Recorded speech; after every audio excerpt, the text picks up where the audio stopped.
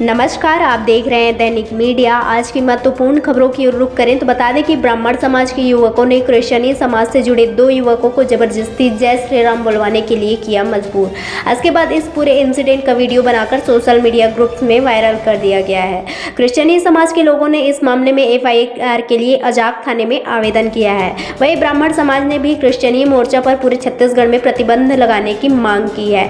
आपको बता दें कि अंबिकापुर के रजवार भवन में 6 नवंबर को आयोजित क्रिश्चियनी मोर्चा के सम्मेलन के बाद शिकायतकर्ता देवचंद्र तिग्गा निवासी राजपुर और बालिक किशुन लकड़ा निवासी कर्रा ने अजाक थाने में शिकायत दर्ज कराई है कि वे 6 नवंबर को अंबिकापुर में आयोजित राष्ट्रीय क्रिश्चियन मोर्चा में सम्मेलन में होने वाले अंबिकापुर गए थे। यहाँ दोनों रजवार समाज के भवन में शाम को कैटरिंग का काम कर रहे थे। रसोइयों से मिलने गए। वहीं मौके पर गंगापुर निवासी शैलेंद्र शर्मा अपने 25 अन्य साथियों के साथ पहुंचे। शर्मा ने देवचंद्र तिग्गा का मोबाइल जबरदस्ती लेकर अपने पास रख लिया। इसके बाद दोनों युवकों को धमकाया और कान पकड़कर जय श्री राम बुलवाने पर मजबूर किया। साथ ही इसका वीडियो भी रिकॉर्ड कर लिया। वीडियो वायरल होने के बाद दोनों युवकों के खिलाफ FIR दर्ज कर ली गई है। राष्ट्रीय क्रिश्चियनी मोर्चा के प्रदेश भर में अरविंद कच्छप ने कहा कि राजवा समाज भवन 2 युवकों को 1.5 घंटे तक बंधा बनाकर रखा गया, जातिगत गालियां देते हुए प्रताड़ित किया गया है। आदिवासी समाज के लोगों ने इस तरह का व्यवहार अनुचित है, मामले की कार्रवाई होनी चाहिए।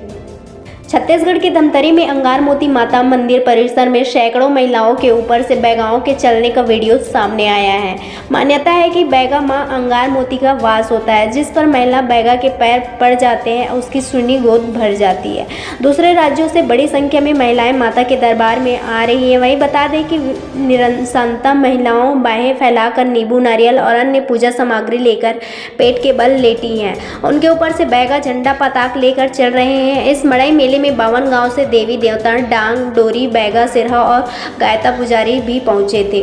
दरअसल धमतरी के गंगरेल में आदिशक्ति मां अंगार मोती माता विराजमान है। यहाँ श्रद्धालु दूर दूर से आते हैं। गंगरेल की मां अंगार मोती माता को प्रांगण में जिले भर से सबसे पहले मेले का आयोजन किया जाता है, जिसमें छत्तीसगढ़ ही नहीं बल्कि पूरे दूसरे राज्यों से भी श्रद्धालु पहुंचते हैं। मनोकामना पूरी होने के बाद इच्छा अनुसार महिलाएं फल चढ़ाती हैं। जगदलपुर के बकवावान ब्लॉक में शनिवार की शाम को मजदूर से भरी पिकअप पलट गई। इस घटना में 3 मजदूरों की मौके पर ही मौत हो गई, जबकि अन्य लोग घायल बताए जा रहे हैं। जगदलपुर के बकवावान ब्लॉक में शनिवार की शाम को मजदूर से भरी पिकअप पलट गई। इस घटना में 3 मजदूरों की मौके पर ही मौत हो गई, जबकि कुछ लोगों के घायल होने की सूचना दी जा रही है। पुलिस मौके पर पहुंची और घायलों को बेहतर उपचार के लिए अस्पताल में भर्ती कराया गया है। बकवावान ब्लॉक के पंडानार स्थित रोहित चावड़ा कृषि फॉर्म में काम करने के लिए ओडिशा से मजदूर को बुलाया गया था, जहां शनिवार को काम करने के बाद सभी मजदूरों को छोड़ने के लिए पिकअप जा रहा था।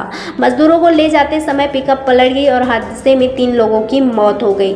लोगों ने बताया कि यह रोजाना इसी तरह कृषि फार्म में काम करने के लिए पड़ोसी राज्य ओडिशा से दर्जनों भर मजदूर पिकअप में लाए जाते हैं और काम खत्म होने के बाद उसी पिकअप में घर भेज दिए जाते हैं। सूत्रों की माने तो इन मजदूरों में नाबालिग भी शामिल रहते हैं। पिकअप सवार प्रायः सभी मजदूर घायल हो गए हैं। घायलों को नजदीक के स्वास्थ्य केंद्र में पहुंचाया गया है, जहां इलाज के दौरान 3 मजदूरों की मौत हो गई।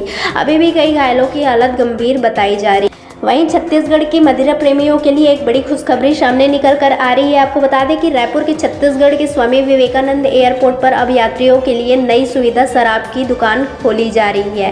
राज्य में पहली बार किसी एयरपोर्ट पर यात्रियों के लिए बार खोलने की अनुमति दी जा रही है, जिससे अब यात्री फ्लाइट के इंतजार के दौरान बार में नाश्ता और शराब का आनंद ले सकेंगे। इसके अलावा ही फ्लाइट में रायपुर आने वाले यात्री भी शराब खरीद सकेंगे। इस सुविधा को शुरू करने के लिए वाणिज्य कर विभाग ने छत्तीसगढ़ विदेशी मदिरा नियम 1996 में संशोधन किया है। एयरपोर्ट पर बार लाइसेंस जारी करने की अनुमति दी जाएगी, जिसकी सालाना फीस 12 लाख रुपए होगी। लाइसेंस उन्हीं रेस्टोरेंट को मिलेगा जिन्हें एयरपोर्ट अथॉरिटी से अनापत्ति प्रमाण पत्र प्राप्त है, और यह लाइसेंसधारी केवल एयरपोर्ट भवन के भीतर ही शराब बिक्री कर सकेंगे। बार के लिए लाइसेंस प्राप्त करने के साथ ही कुछ शर्तें भी लागू होंगी। शराब का सेवन केवल परिसर के भीतर ही किया जा सकेगा और हवाई यात्रा या एयरपोर्ट के कर्मचारी अधिकारी ही इसका लाभ उठा सकेंगे। बाहरी व्यक्ति इस सुविधा का उपयोग नहीं कर सकेंगे। राष्ट्रीय राजमार्ग 30 पर पड़ने वाले केशकाल घाट में एक बार फिर नवीनीकरण मरम्मत का कार्य 10 दिसंबर से शुरू होगी। इसके लिए जिला प्रशासन ने घाट मार्ग 15 दिनों के लिए बाधित कर दिया है। जानकारी देते हुए अपर कलेक्टर चित्रकांत चार्ली ठाकुर ने बताया है कि इस दौरान डाइवर्ट मार्ग में चेक पोस्ट बनाए जा रहे हैं। वहीं पुलिस की पेट्रोलिंग वहां लगातार इस रूट में गश्त रहेगी। छत्तीसगढ़ सरकार ने 14 नवंबर से न्यूनतम समर्थन मूल्य पर धान खरीदी शुरू करेगी। ऐसे लेकर अब राज्य में राजनीति शुरू हो गई है। वहीं पूर्व मंत्री अमरजीत भगत ने सरकार पर धान खरीदी पर किसानों के लिए सुविधाएं नहीं बढ़ाने का आरोप लगाया है। इस पलटवार पर करते हुए मंत्री श्याम बिहारी जायसवाल ने कहा कि जब कांग्रेस की सरकार थी तो 110 लाख मीट्रिक टन के ऊपर धान नहीं खरीद पाई। हमारी सरकार ने इस साल 160 लाख टन खरीदी का लक्ष्य रखा है। अमरजीत भगत ने कहा है कि कांग्रेस की सरकार ने हर साल धान खरीदने का टारगेट बढ़ाया है, साथ ही सुविधाएं भी बढ़ाई थी। किसानों को ज़्यादा से ज़्यादा सुविधाएं दी थी। धान खरीदी केंद्र और समय को भी बढ़ाया गया था। इससे कालाबाजारी और बिचौलियों को फायदा होगा। सरकार ने धान खरीदने के लिए क्या सुविधाएं बढ़ाई है? कैबिनेट मंत्री ने श्याम बिहारी जायसवाल ने बयानों का जवाब देते हुए कहा, जब कांग्रेस की सरकार थी तो 110 लाख टन मीट्रिक ऊपर धान नहीं खरीद पाई। हमारी सरकार आने के बाद 160 लाख मीट्रिक टन धान ऊपर बढ़ा है। मुख्यमंत्री विष्णुदेव साय के मार्गदर्शन में छत्तीसगढ़ की राजधानी रायपुर के साइंस कॉलेज मैदान में 14 एवं 15 नवंबर को जनजातीय गौरव दिवस के भव्य राज्य स्तरीय आयोजन की तैयारी की जा रही है।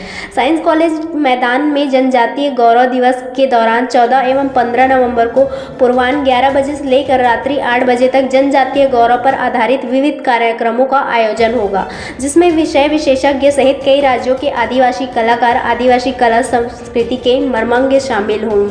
2 दिवसीय राज्य स्तरीय जनजातीय गौरव दिवस के आयोजन को भव्य एवं यादगार बनाने के लिए आदिम जाति कल्याण विभाग द्वारा देश के विभिन्न राज्यों से आदिवासी नर्तक दलों एवं कलाकारों को विशेष रूप से आमंत्रित किया जा रहा है।